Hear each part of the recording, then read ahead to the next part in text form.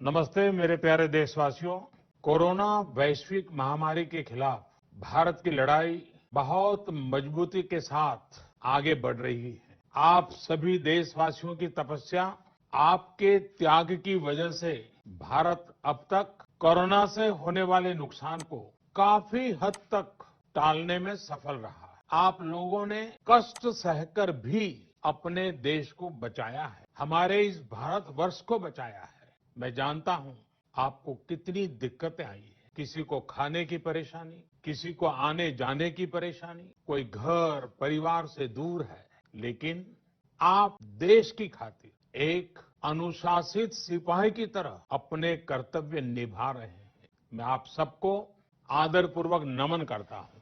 साथियों, आज पूरे विश्व में कोरोना वैश्विक महामारी की जो स्थिति है, हम सब उसे भलीभांति परिचित हैं। अन्य देशों के मुकाबले भारत ने कैसे अपने यहां संक्रमण को रोकने के प्रयास किए, आप इसके सहभागी भी रहे हैं और साक्षी भी। जब हमारे यहां कोरोना का एक भी केस नहीं था, उससे पहले ही भारत ने कोरोना प्रभावित देशों से आने वाले यात्रियों की एयरपोर्ट पर स्क्रीनिंग शुरू कर दी थी। कोरोना के मरीज 100 तक पहुंचे, उससे पहले ही भारत ने विदेश से आए हर यात्री के लिए 14 दिन का आइसोलेशन अनिवार्य कर दिया था।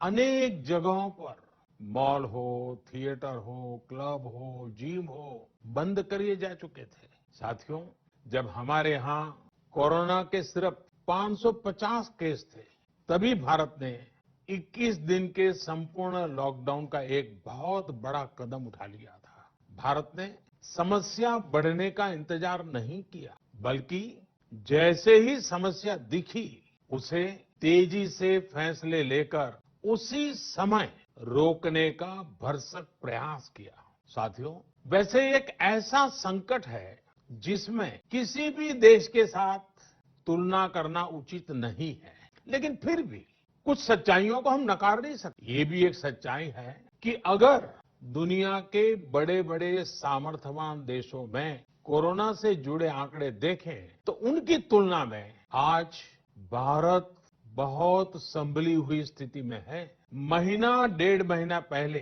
कई देश कोरोना संक्रमण के मामले में एक प्रकार से भारत के बराबर खड़े थे। आज उन देशों में भारत की तुलना में कोरोना के केसेस 25 से 30 गुना ज्यादा बढ़ गए हैं। उन देशों में हजारों लोगों की दुखद मृत्यु हो चुकी है। भारत ने होलिस्टिक अप्रोच न अपनाई होती, इंटीग्रेटेड अप्रोच न अपनाई होती, समय पर तेज फैसले न लिए होते, तो आज भारत की स्थिति क्या होती, इसकी कल्पना करते ही रुएं खड़े हो जाते हैं। लेकिन बीते दिनों के अनुभवों से ये साफ है कि हमने जो रास्ता चुना है, आज की स्थिति में वही हमारे लिए सही है। सोशल डिस्टेंसिंग और लॉकडाउन का बहुत बड़ा लाभ देश को मिला है।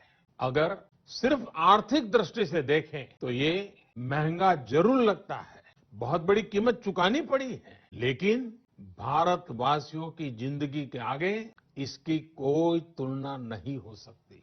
सीमित संसाधनों के बीच भारत जिस मार्ग पर चला है, उस मार्ग की चर्चा आज दुनिया भर में होना बहुत स्वाभाविक है। देश की राज्य सरकारों ने भी, स्थानीय स्वराज संस्थाओं की इकाइयों ने भी इसमें बहुत जिम्मेदारी के साथ काम किया है। 24 घंटे हर किसी ने अपना जीमा संभालने के लिए प्रयास किया है और हालत को संभाला भी है।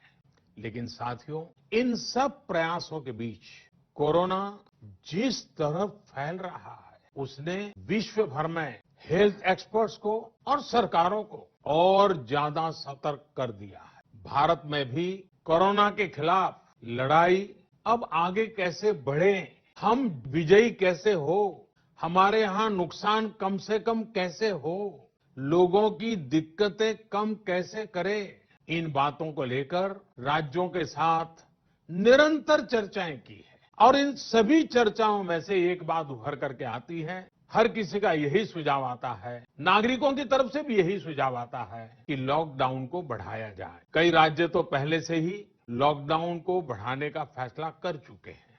साथियों, सारे सुझावों को ध्यान में रखते हुए ये तय किया गया है कि भारत में लॉकडाउन को अब 3 मई तक और बढ़ाना पड़ेगा। यानी 3 मई तक हम सभी को, हर देशवासी को लॉकडाउन में ही रहना होगा। इस दौरान हमें अनुशासन का उसी तरह पालन करना है जैसे हम करते आ रहे हैं। मेरी सभी देशवासियों से ये प्रार्थना है कि अब कोरोना को हमें किसी भी कीमत पर नए क्षेत्रों में फैलने नहीं देना है।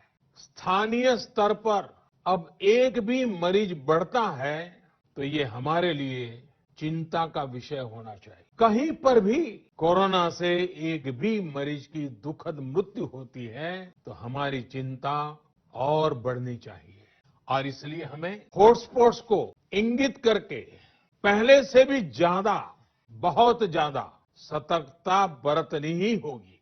जिन स्थानों के हॉटस्पॉट में बदलने की आशंका है उस पर भी हमें कड़ी नजर रखनी होगी, कठोर कदम उठाने होंगे। नए हॉटस्पॉट्स का बनना हमारे परिश्रम और हमारी तपस्या को और चुनौती देगा, नए संकट पैदा करेगा। इसलिए अगले एक सप्ताह में कोरोना के खिलाफ लड़ाई में कठोरता और ज्यादा बढ़ाई जाएगी। 20 अप्रैल तक हर कस्बे, हर थाने, हर जिले, हर राज्य को बड़ी बारीकी से परखा जाएगा।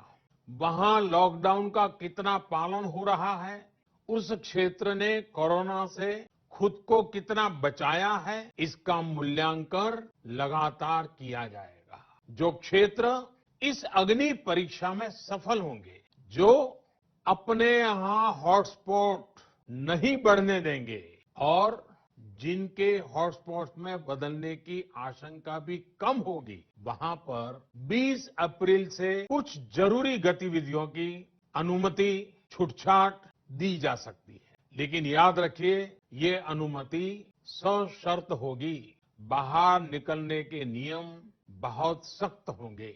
लॉकडाउन के नियम अगर टूटते हैं और कोरोना का पैर हमारे इलाके में पड़ता है तो सारी अनुमति तुरंत वापस ले ली जाएगी और इसलिए न खुद कोई लापरवाही करनी है और न ही किसी और को लापरवाही करने देना है। मेरे देशवासियों, कल इस बारे में सरकार की तरफ से एक विस्तृत गाइडलाइन जारी की जाएगी। साथियों, 20 अप्रैल से चिन्हित क्षेत्रों में इस सीमित छूट का प्रावधान हमारे गरीब भाई बहनों की आजीविका को ध्यान में रखते हुए किया गया है। जो रोज कमाते हैं, रोज की कमाई से अपनी जरूरतें पूरी करते हैं, वही मेरा एक बृहद परिवार है। मेरी सर्वोच्च प्राथमिकताओं में एक इनके जीवन में आई मुश्किल को कम करना है।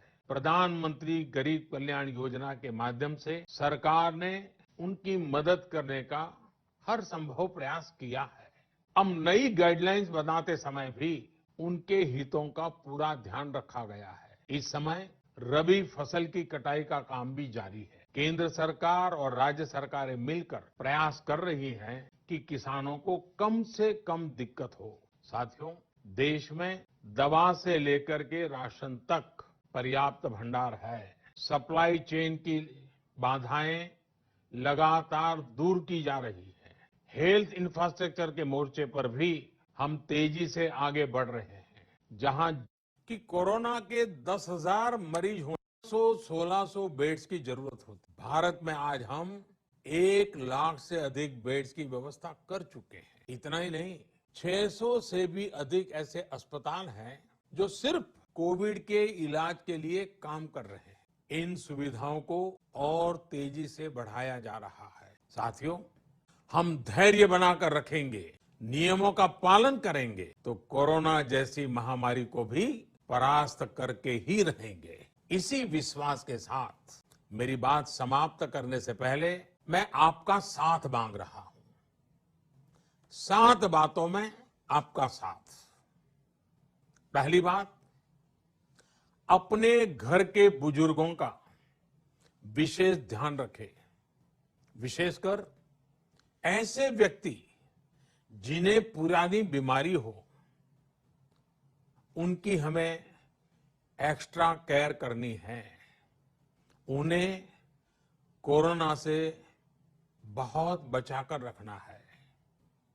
दूसरी बात, लॉकडाउन और सोशल डिस्टेंसिंग की लक्ष्मण रेखा का पूरी तरह पालन करें। घर में बने फेस कवर या मास्क का, और वो भी घर में बने हुए, उनका अनिवार्य रूप से उपयोग करें। तीसरी बात, अपनी इम्यूनिटी बढ़ाने के लिए आयुष मंत्रालय द्वारा जो निर्देश दिए गए हैं, उसका अगर हम पालन करें, गर्म पानी है, काढ़ा है, इनका निरंतर सेवन करें। चौथी बात, कोरोना संक्रमण का फैलाव रोकने में मदद करने के लिए Aarogya Setu mobile app, Aarogya Setu mobile app जरूर डाउनलोड करें। दूसरों को भी इस ऐप को डाउनलोड करने के लिए प्रेरित करें। पांचवी बात, जितना हो सके उतने गरीब परिवार की देखरेख करें, उनके भोजन की आवश्यकता पूरी करें। छठी बात, आप अपने व्यवसाय, अपने उद्योग में अपने साथ काम करे लोगों के प्रति संवेदना रखें, किसी को नौकरी से न निकालें। सातवीं बात, देश के कोरोना योद्धाओं, हमारे डॉक्टर, नर्सेस, सफाई कर्मी, पुलिसकर्मी, ऐसे सभी लोगों का हम सम्मान करें, आदर पूर्वक उनका गौरव करें। साथियों, इन 7 बातों में आपका साथ, ये सप्तपदी विजय प्राप्त करने का मार्ग है। विजय होने का हमारे लिए निष्ठापूर्वक करने वाला ये काम है। पूरी निष्ठा के साथ 3 मई तक लॉकडाउन के नियमों का पालन करें, जहां है वहां रहे, सुरक्षित रहे। वयम राष्ट्रे जागृयाम, हम सभी राष्ट्र को जीवंत और जागृत बनाए रखेंगे। इसी कामना के साथ मैं अपनी बात समाप्त करता हूं। आपको, आपके परिवार को उत्तम स्वास्थ्य की मंगल कामनाएं करता हूं। बहुत बहुत धन्यवाद।